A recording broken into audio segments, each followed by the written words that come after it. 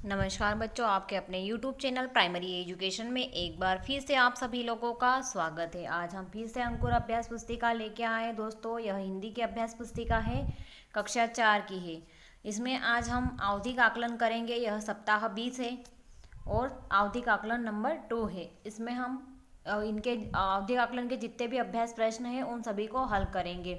सबसे पहला जो प्रश्न दिया गया है, निम्नलिखित पठनांश को पढ़कर दिए गए प्रश्नों के उत्तर देना है। पहले इस पठनांश को हम पढ़ लेते हैं। इसमें दिया गया है, महात्मा गांधी ने अपनी आत्मकथा में लिखा है कि एक शनिवार को स्कूल का समय सवेरे का था और 4 बजे व्यायाम के लिए जाना था। मेरे पास घड़ी न थी, आकाश में बादल थे, इसलिए समय का पता नहीं चला। जब वहाँ पहुंचा तो सब जा चुके थे। दूसरे दिन मुझसे कारण पूछा गया। मैंने जो बात की थी उन्होंने मेरी बात नहीं मानी और आर्थिक दंड देना पड़ा। मैं झूठा बना, मुझे भारी दुख हुआ। मैं झूठा हो गया और कैसे सिद्ध करूं, कोई उपाय नहीं था। मैं मन मार कर रह गया। बाद में समझ आया कि सच बोलने वालों के असावधान भी नहीं रहना चाहिए।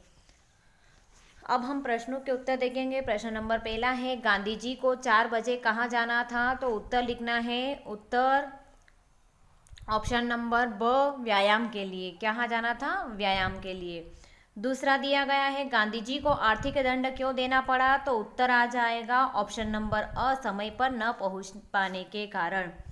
नंबर 3 दिया गया है, गांधी जी ने के प्रश्न विषय में गई बातें कहाँ से ली गई? तो उत्तर आ जाएगा ऑप्शन नंबर द, आत्मकथा से। चौथा क्वेश्चन दिया गया है, आकाश का पर्यायवाची शब्द है। तो उत्तर आ जाएगा ऑप्शन नंबर अ, गगन। पांचवा प्रश्न है, सही वर्तनी वाला शब्द बताइए। तो सही वर्तनी वाला शब्द है उत्तर ऑप्शन नंबर श। यह इस तरीका का जो दंड लिखा हुआ है वह सही है। प्रश्न नंबर दूसरा, दिए गए शब्दों से रिक्त स्थानों की पूर्ति कीजिए। ये जो शब्द दिए गए इनसे रिक्त स्थानों की पूर्ति करना है। नंबर 1 है, कोकिल कंठी को कहा जाता है। तो किसको कहा जाता है? रविंद्रनाथ टैगोर को कहा जाता है। तो खाली स्थान में लिख देंगे रविंद्रनाथ टैगोर। नंबर दूसरा है, अंधेरे को हटाना से सीखना चाहिए। किससे सीखना चाहिए? तो उत्तर आ जाएगा दीपक से। तो खाली स्थान में लिखना है दीपक। नंबर 3, जहाँ सुई का काम होता है वहाँ तलवार का कोई कार्य नहीं होता है। तो खाली स्थान में आपको लिखना है तलवार। चौथा है, असीम उत्साह शब्दों में असीम शब्द है। असीम शब्द क्या है? तो असीम जो है यह एक विशेषण है। तो उत्तर आ जाएगा विशेषण। खाली स्थान में लिखना है आपको विशेषण। पांचवा है, चैन की नींद सोना मुहावरे का अर्थ है। क्या अर्थ है? तो खाली स्थान में लिखना बेफिक्र होना। अति लघु उत्तरीय प्रश्न देख लीजिए। प्रश्न नंबर पहला है, पृथ्वी से हमें क्या सीखने को मिलता है? तो उत्तर आ जाएगा प्राणियों की सच्ची सेवा करना। नंबर दूसरा है, रम्मू डिब्बों में क्या ढूंढ रहा था? तो उत्तर आ जाएगा गुलाब जामुन। प्रश्न नंबर तीसरा, पूर्व दिशा में लाली किस कारण होती है? तो उत्तर लिखना है सूर्य उगने के कारण पूर्व दिशा में लाली रहती है। प्रश्न नंबर चौथा, पेड़ पौधों में भी सुख दुख का अनुभव होता है, इसे किस यंत्र से मापा जाता है या नापा जाता है? तो उत्तर आ जाएगा कोष्ठग्राफ। पांचवा प्रश्न है, सरिता हिंदी सीख रही है, इस वाक्य को भूतकाल में बदल कर लिखिए। मतलब जो हो चुका है उसके बारे में बताना है। तो उत्तर आ जाएगा सरिता हिंदी सीख रही थी। प्रश्न नंबर छठा है, दिए गए वाक्यांशों के लिए उचित शब्द लिखिए। दर्शन करने योग्य, जो दर्शन करने के योग्य है उसे कहा जाता है दर्शनीय। नंबर दूसरा, वह स्थान जहाँ से दो नदियाँ मिलती है। तो उत्तर आ जाएगा संगम। जहाँ पे दो नदियाँ मिलती है उस स्थान को क्या कहा जाता है? संगम।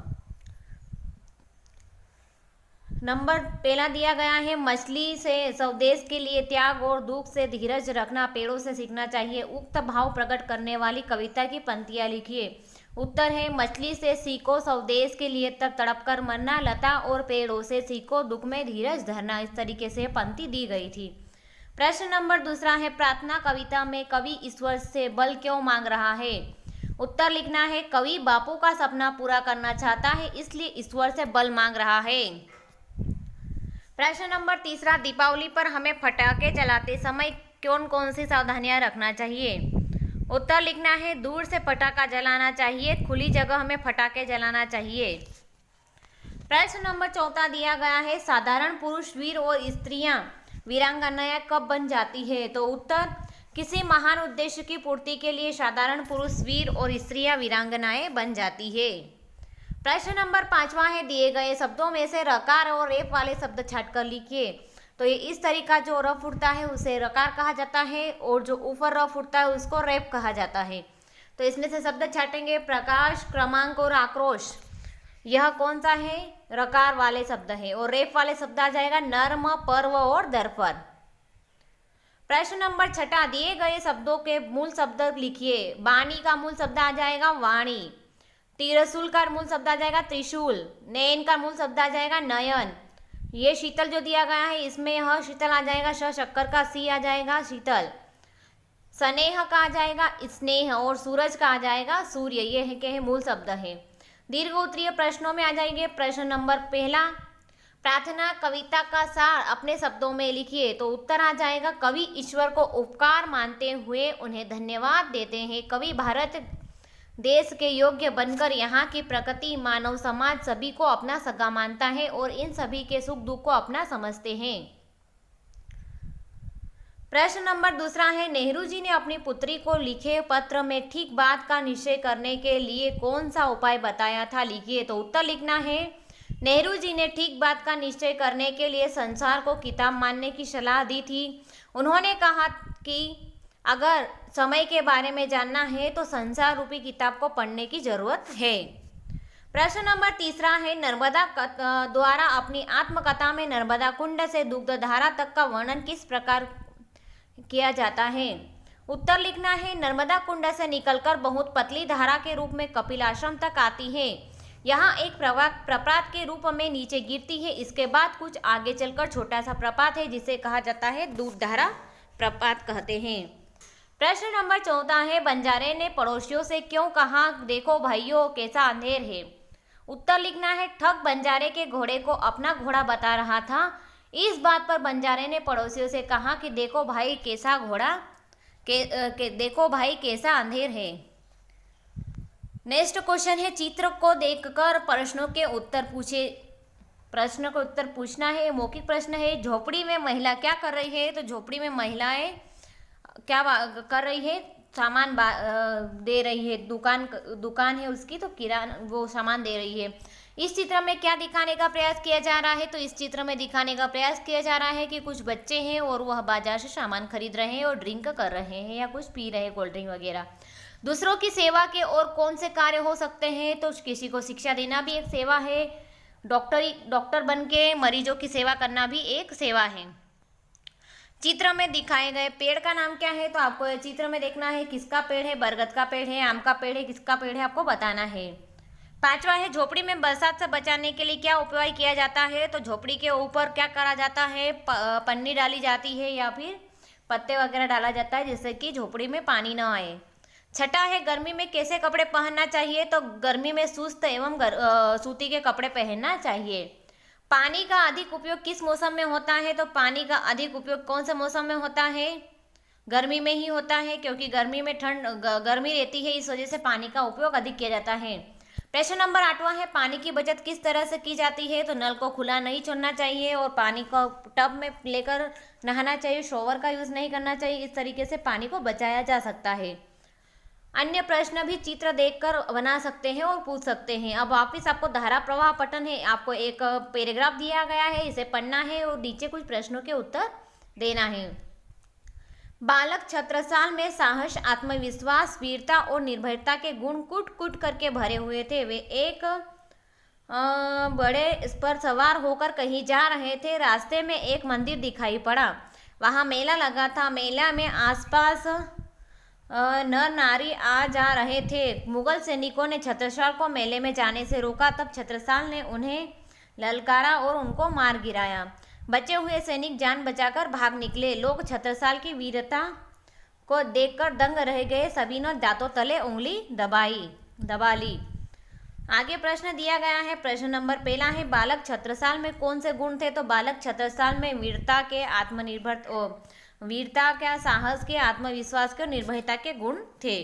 प्रश्न नंबर 2 दिया गया है, लोग छत्रसाल की वीरता को देखकर क्यों दंग रह गए? क्योंकि उन्होंने लोगों को मार गिराया, इसलिए उनकी वीरता को देखकर दंग रह गए।